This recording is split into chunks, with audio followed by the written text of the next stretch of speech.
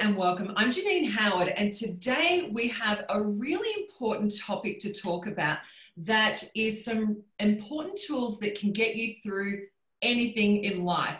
And we'll update what's happening at the moment when we're recording this. But first of all, I'd love to introduce Susan McAllister, who is really about women living their best life possible and really having control over our emotions and how we react in chaos. So Susan, welcome at a very interesting time in the world. Hello, Janine. It is a very, very interesting time in our world. And I do believe also brings with it opportunities for growth, as everything does that is thrown at us. And so my name is Susanne McAllister. And so I'm all about really helping women to live their best life, I help them with that's on a mind, body and spirited basis, because I do believe that we can only grow and really come into our best life when we do this holistically. So yeah, what's going on at the moment with the coronavirus and all the chaos and the fear and the anxiety, of course, has affected my business a lot, because I coach online, which is very, very good. And obviously because I can sit in my office and feel quite happy.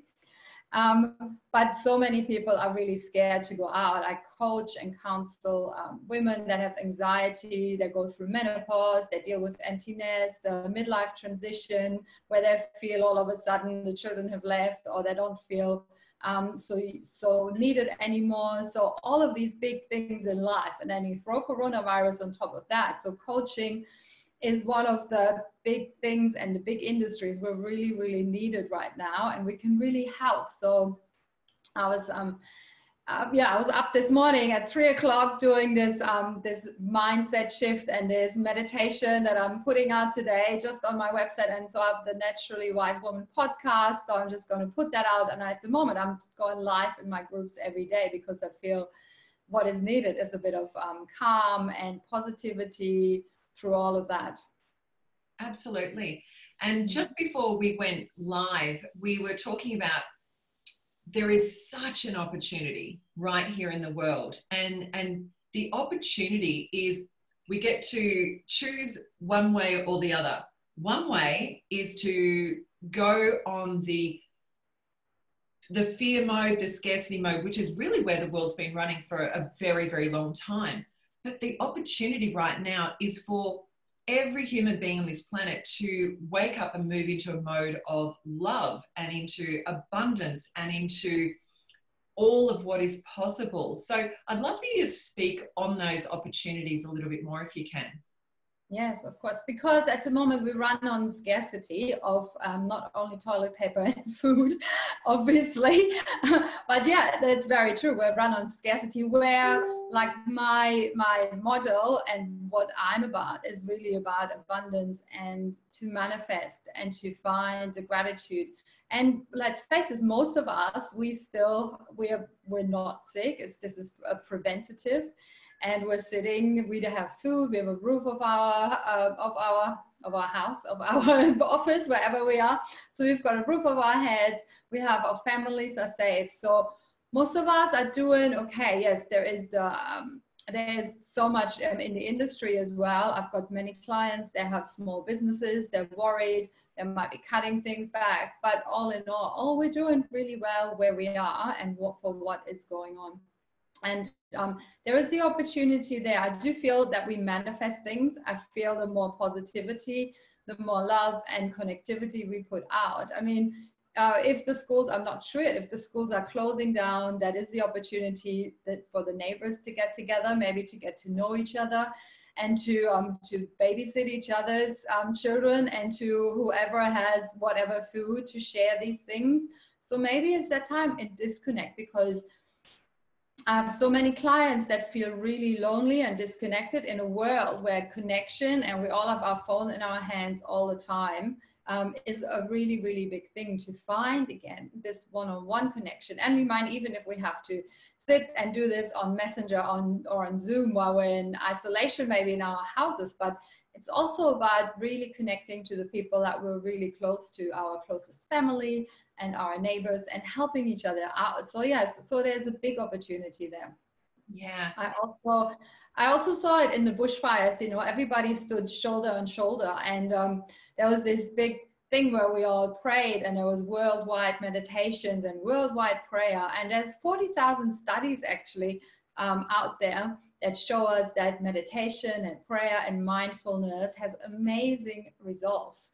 So if we all get together and help each other out in this and actually learn how to control our mind, control the anxiety, and there's so many coaching tools that I use in my program and with clients, and you know, listen to the podcasts that I put out there all the time that would help with that, because it's maybe the coronavirus is already ruling your mind right now when nothing might have changed in your outside world as is. That's right. Yeah. And so tell us a little bit about what can happen if people do go into fear mode. What can happen to them physiologically? Yeah, so obviously when we go into stress, like as we feel that, so we go into fight or flight mode. Our cortisol levels go high, our stress levels go higher, which also means our immune system has so much to do to keep us in fight or flight that it's not at full capacity.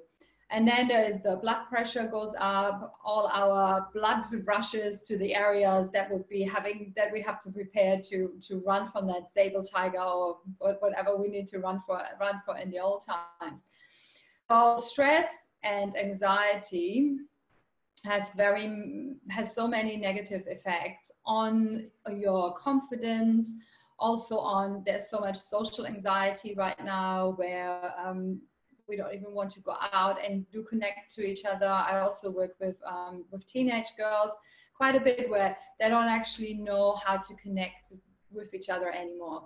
So yeah, so stress, high blood pressure, there's like the, you know, I'm not saying everybody will get a heart attack that is highly stressed, but I'm saying it's really about bringing our body and our state into a state of, well, it's like the alpha brainwave where healing happens so much easier for our body because we're in this relaxed state. We can manifest the positivity and our body can start to kickstart its own self-healing. And this is what it's all about. And I think this is the really crucial point that we get the opportunity as a collective to learn right now, is that fear just does not serve us. So I believe people have an addiction to fear, an addiction to fear and worry. And this is the opportunity for them to go, well, do you know what? I can take this situation one of two ways. I have a choice about it. I can either do it in fear, which is going to suppress my immune system, which is going to make me feel like I'm spiraling down, or I can choose to be positive and hopeful, which, as we know from a science, well, actually, I'll get you to explain what happens when we have positive thoughts, when we feel beautiful, positive emotions like love. What happens to our bodies and physiologically? What happens? Physiologically. Our body relaxes and we can then really access our fuller brain power. So not only from that, so our creativity flows better, our body functions better, we are happier, and we're actually radiating happiness, which then in turn magnetizes the good experiences of life to us. That also goes for self-love. So I work with clients that have never loved their body at all in their life. They might have started on a diet when they were 13 years old. And because somebody might have said something, or they might have seen a picture where they were never happy with their bodies. And they're in their 50s and in their 40s now. Emotional eating is one of the things that we also do, and too much wine when we're stressed. So like the whole addiction, I completely agree that fear is an addiction as much as watching the news on coronavirus for 5 hours a day, because I don't think that that serves you at all. It's and I'm not saying put your head in the sand. What I'm saying is, okay, well, give yourself some time in the morning, give yourself 50 minutes to catch up on the news. That's all really that you need. And then switch all the announcements, switch all that off, and then give yourself a time if you need to at lunchtime, because it's crucial time at the minute, or do that in the evening, but don't mindlessly scroll and read all these things, because then we're just going more and more into fear. So yeah, there's so many levels. There's the mind, where like so much anxiety is, yeah, it's just more the production of the anxiety, the stress in the body. And then, you know, from my point of view, there's also a spiritual opportunity there, because I do, you know, whatever you believe, if you believe in God or the universe or whatever it might be, is that time to connect and to turn inwards, because I do feel we have the answers right there in ourselves. And it just needs a good guide or a coach to help you to really deeply to connect to yourself and to find these answers, to find the wise woman in yourself. That's why I called my Facebook tribe is called the Naturally Wise Woman Tribe. And that's why the podcast is called the Naturally Wise Woman, because I do feel we all have this innately in us. We all have it. And then we'll just get knocked off in right, left, and center. But this will pass also. And whatever happens will happen.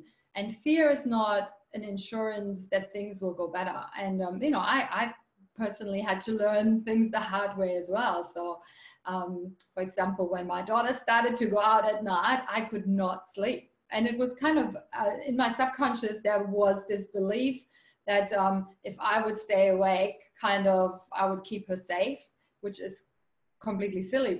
And I knew that rationally, but there was this thing. And I really had to go deep and do my own inner connection process that I do with clients to actually outroot this. And it was quite amazing when I could sleep soundly through the night. They have both moved out, but you know, it's like these things where coaching is really needed, because we can't get out of our heads sometimes, or we don't actually realize that we're running on this program. So we need someone to sit down with us and say, so what's going on and why is that happening? And then also to bring us into this alpha state, because we can't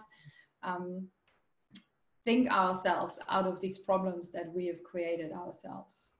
You know, it's like Dr. Joe Dispenza would say that, you know, we end up in a cycle where we think a negative thought, which causes our body to react with hormones. Those hormones go back to our brain to tell us the negative thought, like, oh, by the way, you must be feeling fear. And it goes in such a cycle that we end up, our body goes first. Our body can actually go into fear before we even think a fearful thought, because it's trying to serve us. And so it's people like yourself that can break that. And it's really, and like as Dr. Joe says, it's breaking the habit of being yourself. We really need that external influence to help us remember the internal influence that we have for ourselves, isn't it? Absolutely. Because I do feel we have that wisdom, and it's exactly this, because we can't outthink it, and we do need that outer person that really sees what is going on and sometimes really challenges and says, well, is that really so? Is that the truth? What is going on there? Is that something where our belief system and our mindset? Because that is formed so early in our life, and we just run on these programs without actually realizing, is that really our belief, or is this what my parents have instilled in me, or what the culture taught me? So yeah, I completely agree with that. And I love his work. How good is he? Oh, incredible. You know, myself and my husband are big fans of Dr. Joe Dispenza. And I love that people like yourself and people like Dr. Joe at the moment are being leaders in the community. And this is where I also think there's a big opportunity. It's for people like yourself to show up in your fullness and really help the community and the world and the collective to, you know, it's like every crisis has an opportunity, doesn't it? Yeah. So, you know, for anyone listening to this who perhaps is a coach themselves, like, don't you go into fear mode, because we need you more than ever.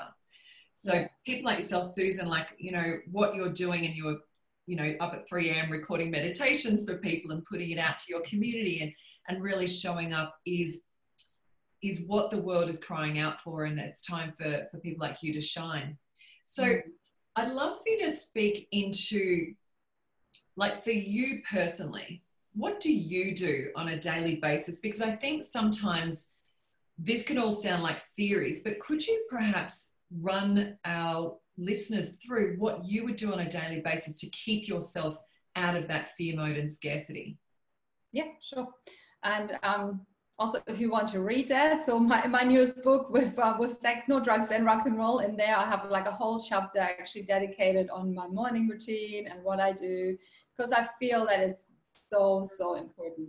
And you know, I'm a human. I've had anxiety all my life. I didn't actually know that until I studied psychotherapy, and I was thinking, oh, so not everybody's mind functions like mine, where it's all woo crazy like that. No, there's actually people. And then I studied meditation and mindfulness, and yeah, so I've been studying this stuff for, I think, probably 30 years.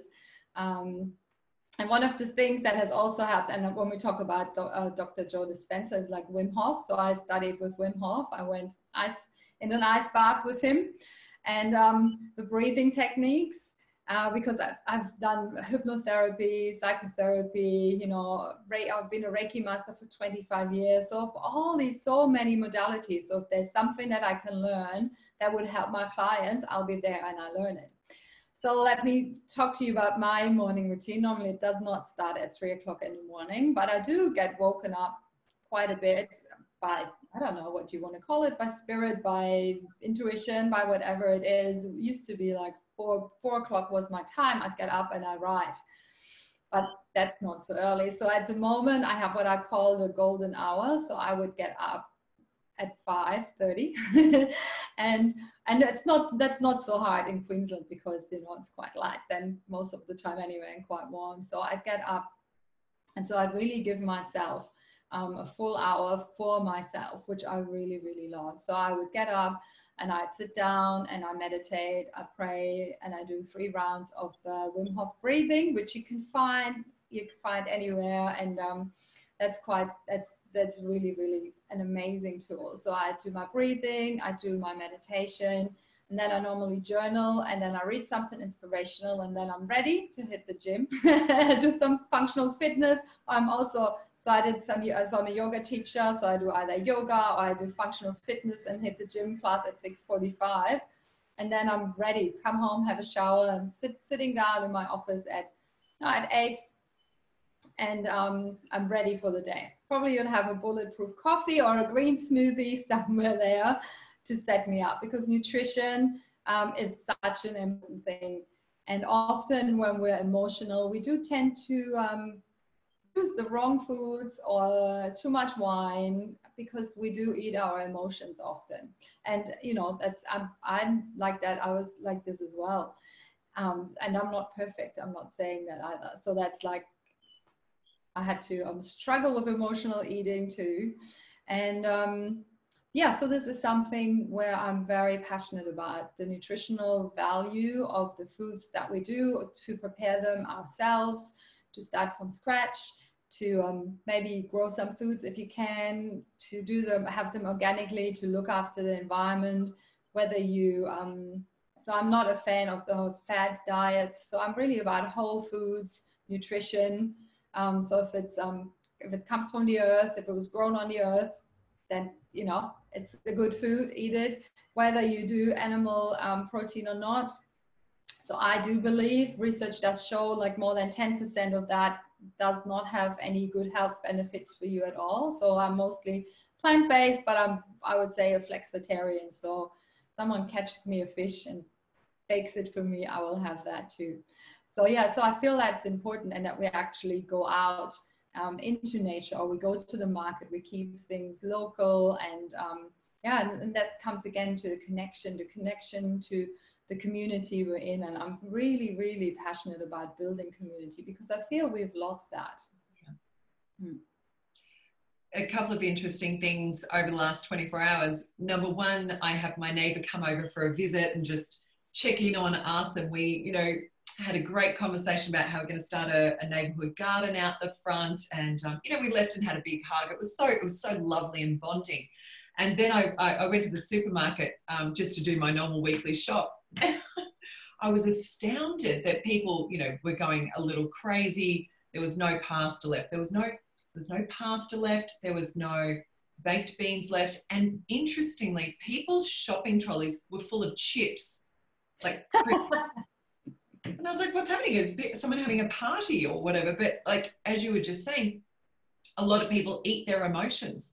So they're in fear mode and eating all the wrong things. But as you say, like that can have detrimental impacts on their immune system. So it's the opposite of what they should be doing, isn't it?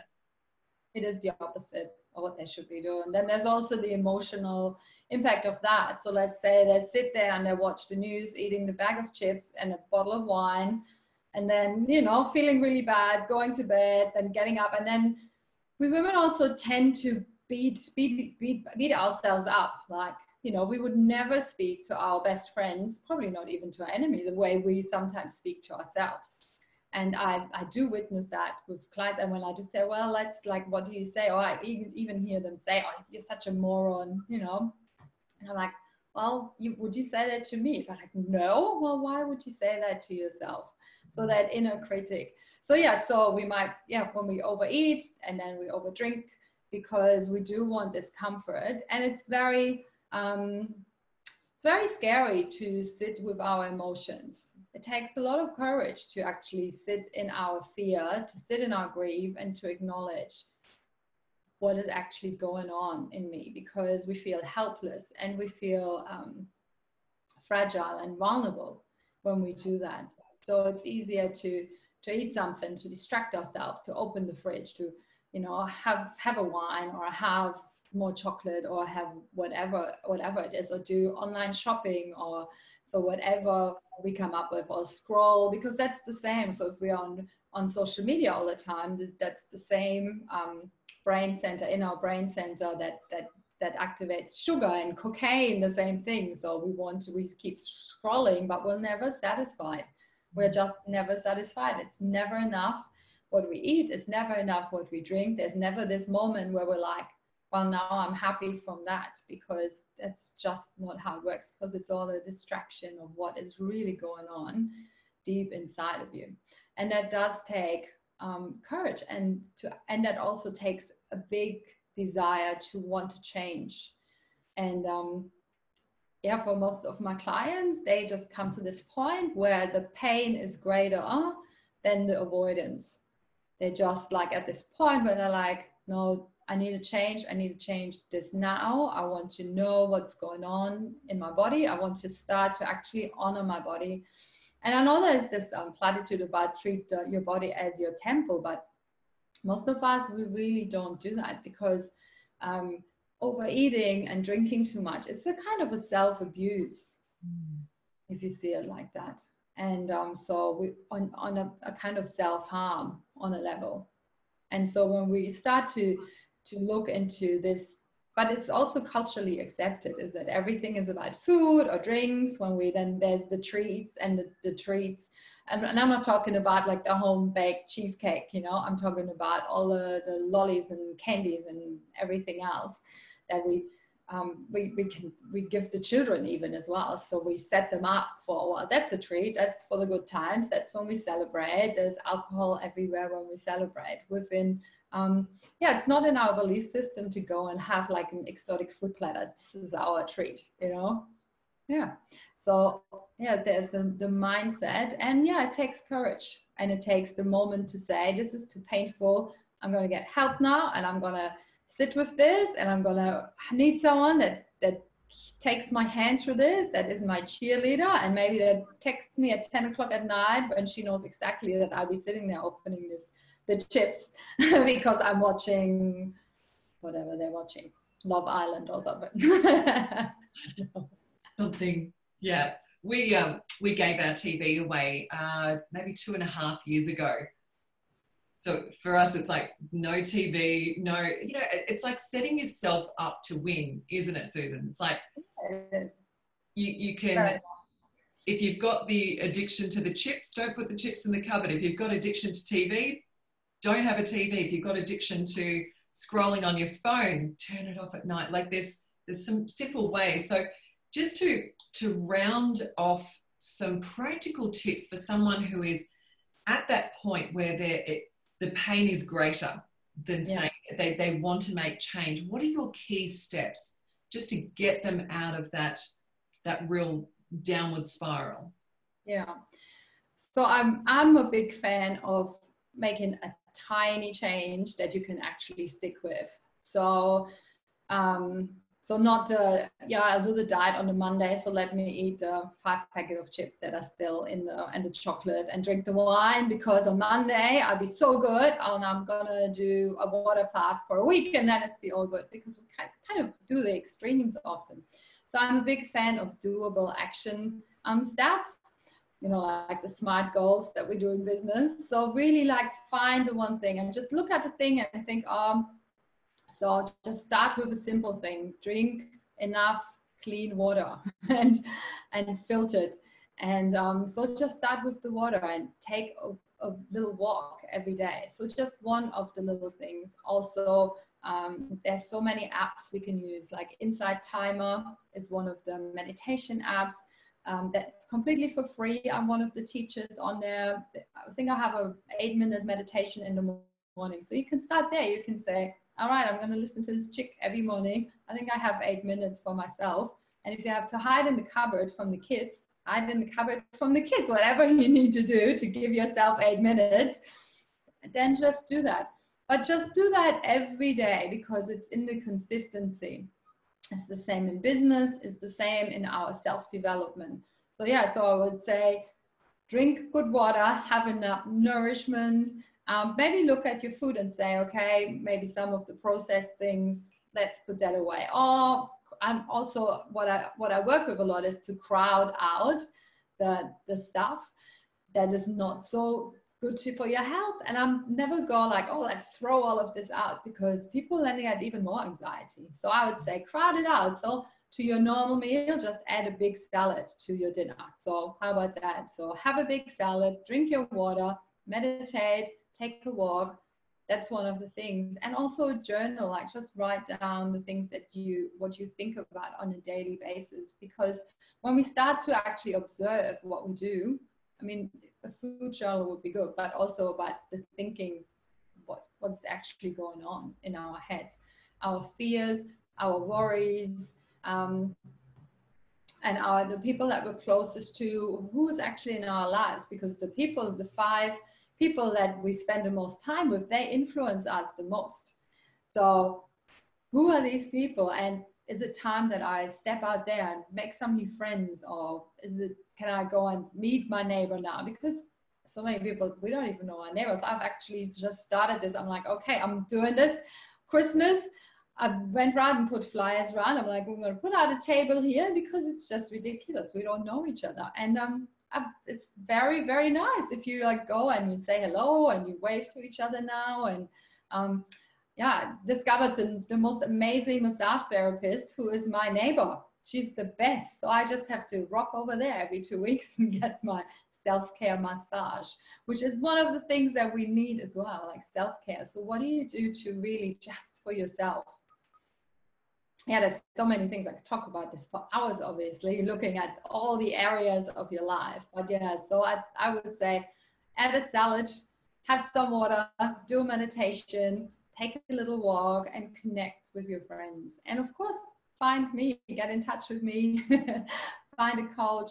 If you're thinking, I really want to change now, this is what I need. I do 8-week group coaching. That's what I call it, like the prime time girls, for the prime time girls. And yeah, that's what we do, magical prime time. So we look at all areas of our lives and we reinvent and regenerate, and we do this together in joy and community, because joy is something that we all need. And I think at the minute there's so much fear, so we'll need to add some joy. That's why I kind of like the silly jokes that are also like the coronavirus, you know, whatever. The jokes that they have, like with the face mask, with the corona beer standing at the side and all the other food hiding from it. So sometimes it's good to laugh at ourselves. And that's not making fun of anybody that's ill or anybody that's been threatened. And I'm not making light of it. But what I'm saying is, even through the worst times, so my husband passed 9 years ago. So we went through throat cancer, and right at the end of it, so he was Irish. He said, oh, I want to have a living wake. So he kind of organized a living wake. And we had this one crying and one laughing eye, which you know, we'll never forget. And there were just situations where we laughed so much, which was just beautiful. And they're like so valuable, these moments, to think about that, because everything will pass. This virus will pass, our life will pass, nothing lasts forever. But who we want to be in our soul, which does last forever, and the learnings that we can bring to ourselves now, and who we are as a person, how we show up, these are the things that are valuable, and these are the things that we want to leave as a legacy. And that's how we want to model this to our children and to everybody around us. So yeah, that's kind of my mission, and I hope I'm bringing this across to everybody that I get in contact with. So incredible and so empowering. Thank you so much today. And for those of you listening now, or, you know, years down the track, these principles that Susan's talking about can be applied at any time, right here, right now. So just to wrap us up, where's the best place for us to get in contact with you? Yeah, so just my website, SusanneMcAllister.com. So that's SusanneMcAllister.com. So that's my website. Get in contact with me there. And then I have a big Facebook tribe, the Naturally Wise Women 40 Plus Facebook group. And then there's the Naturally Wise Women podcast. So every Thursday I drop a new episode. I interview very interesting people from all over the world that have hit the magical 40, and they share with me what's been going on in their life and what they learned. Amazing. I'm sure you're old enough, Janine. You look very young. I'm way old enough. I'd love to have you on the podcast too. But yeah, so listen to the podcast. So many things that I talk about every week, all the wisdom. And yeah, the best things on my website. I have like a 7-day meal plan on there. There's free meditations. So I'm very big on putting out things on the Facebook group. I do a free coaching. People can ask me whatever they want. Once a week, I'm on there as well. So yeah. Well, I'll be jumping over there and joining. So the 40 Club. Thank you so much for your time today, and your beautiful wisdom, and reminding us that we all have that wisdom within us as well. Oh, thank you so much for the opportunity. I really appreciate it. Thank you for having me.